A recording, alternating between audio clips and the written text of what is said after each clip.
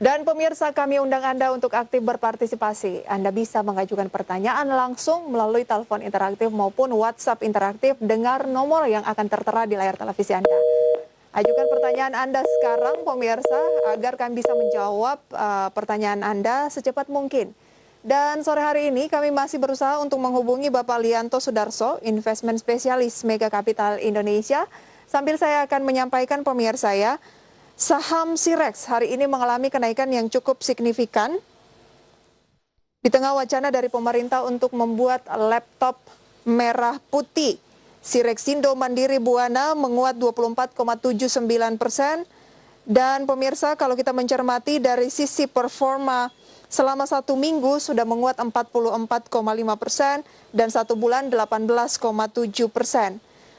Adapun pemirsa, kalau kita melihat ini adalah emiten yang baru melantai di Bursa Efek Indonesia, pemirsa ya. Sejauh mana ini menarik untuk dicermati, kita akan langsung berbincang bersama dengan Pak Lianto. Pak Lianto, selamat sore. Ya, selamat sore. Apa kabar Pak Lianto? Ya, baik, terima kasih. Lagi dari rumah atau dari kantor nih Pak? Lagi WFH. Lagi WFH, oke, mengikuti anjuran pemerintah ya. Terima kasih banyak untuk waktunya Pak Lianto. Kita langsung ke indeks harga saham gabungan terlebih dahulu ya. Yang terpantau turun setelah kemarin sudah mengalami penguatan yang cukup signifikan. Tetapi yang melemah bukan hanya IHSG, tapi rata-rata bursa Asia juga turun. Dan yang menarik sempat menguji level di bawah 6.100, tetapi closingnya kembali ke 6.100 dan asing masih melakukan pembelian di pasar reguler. Bagaimana tanggapan Pak Lianto? Ya, saya rasa penurunan IHSG hari ini, saya rasa ini ya, normal-normal saja. Karena kita melihat bahwa beberapa hari ke belakang IHSG sudah mengalami kenaikan yang cukup signifikan. Ya memang yang cukup kita sayangkan di sini adalah IHSG tidak berhasil menembus level resisten di 6.150 begitu ya. Di mana ini kan range sideways-nya tuh di antara sekitar 5.950 sampai 6.150. Nah, tapi walaupun demikian, saya rasa apa yang terjadi pada pasar ini kan masih banyak uncertainty ya tentang PPKM, belum masalah COVID gitu ya.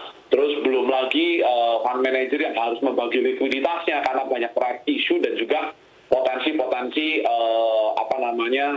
listing untuk dari saham-saham yang berbau teknologi. Nah, tapi perlu kita cermati di sini walaupun IHSG ini selalu di fase konsolidasinya 5.950 sampai 6.150, tapi asing terus melakukan net buy. Bahkan per hari ini itu asing sudah melakukan net buy di pasar reguler itu sekitar 6,65 triliun.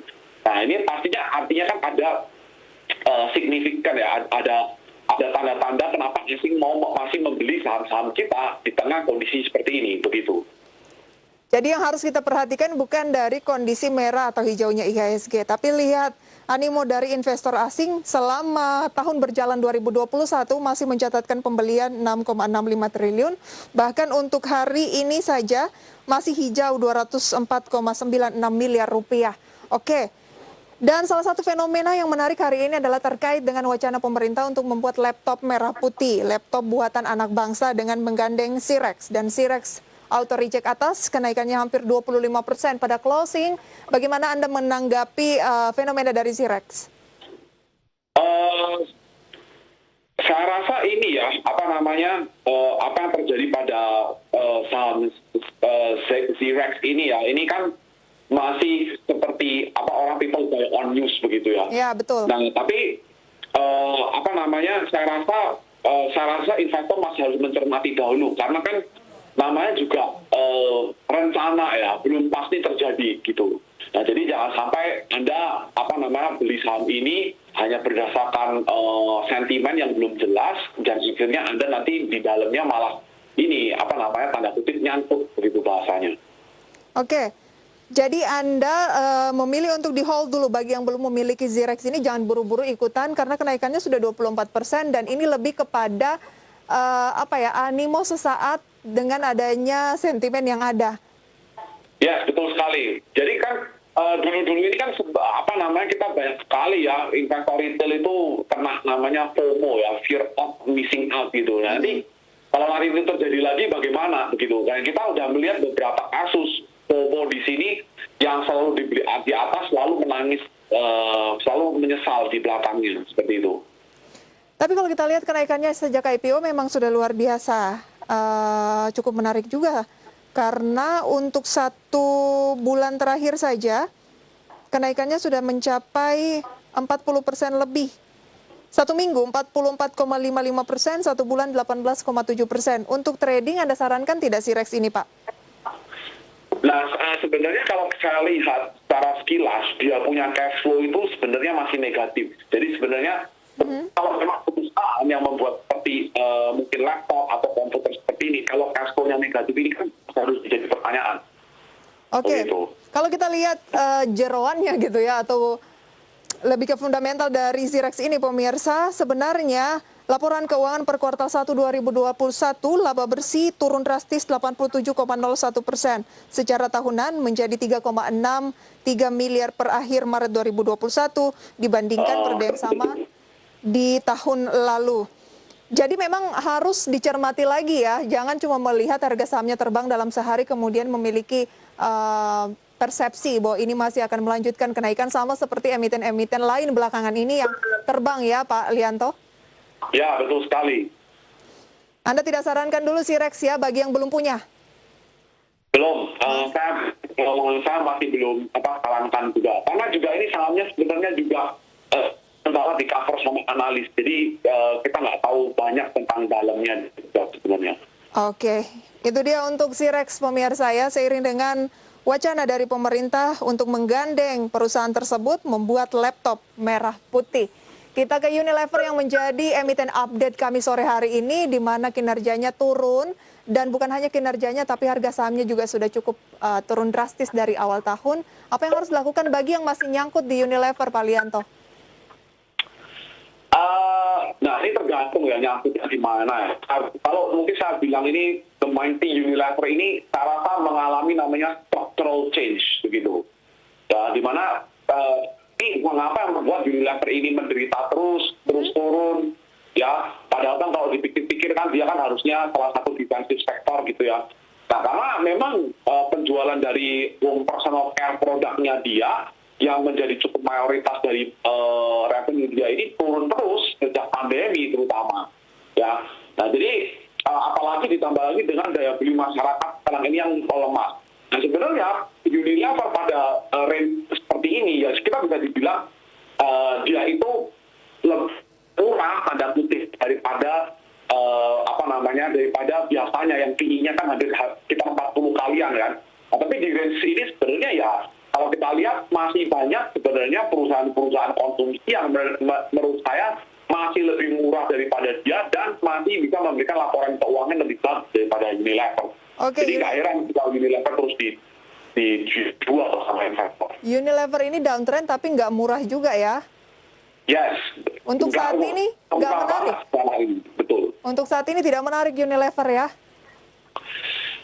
Kita range investasi. Ya, kalau Anda percaya, kalau saya ini kondisi tanda kutip COVID akan cepat selesai, daya beli masyarakat mulai membaik, ya. Nah, saya rasa ya sekarang ini boleh menjadi Unilever, tapi yang jelas kami pilih bukan untuk sekarang. Oke, ini lebih cocok untuk yang belum punya dan mencari saham mana yang penurunannya sudah dalam, ya Unilever boleh dicicil. Tapi bagi yang ingin averaging, Anda tidak sarankan, Pak? Betul sekali. Oke, kalau sudah punya kita tahu awal tahun di 7 ribuan ya, anggaplah di 6 ribuan seperti di bulan Maret 6.800 mungkin. Bagi yang sudah punya, apa yang harus dilakukan dengan posisi ya kinerjanya masih turun dan saat ini sudah di 4.800? Oke, kalau Anda memiliki posisi 6 ribuan ya, nah saya rasa mungkin sekarang ini kita bisa mulai lagi untuk bikin balik lagi.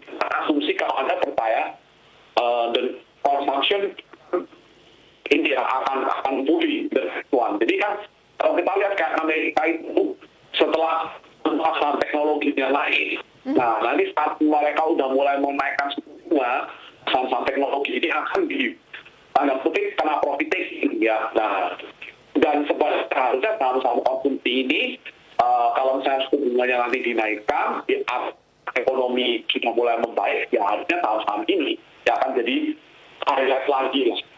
Berarti time frame-nya harus lebih panjang, mengingat ini kuartal ketiga kita ada PPKM darurat yang tentunya akan mempengaruhi kinerja di kuartal ini nantinya kalau rilis ya. Jadi kalau beli sekarang lebih melihat ke tahun depan.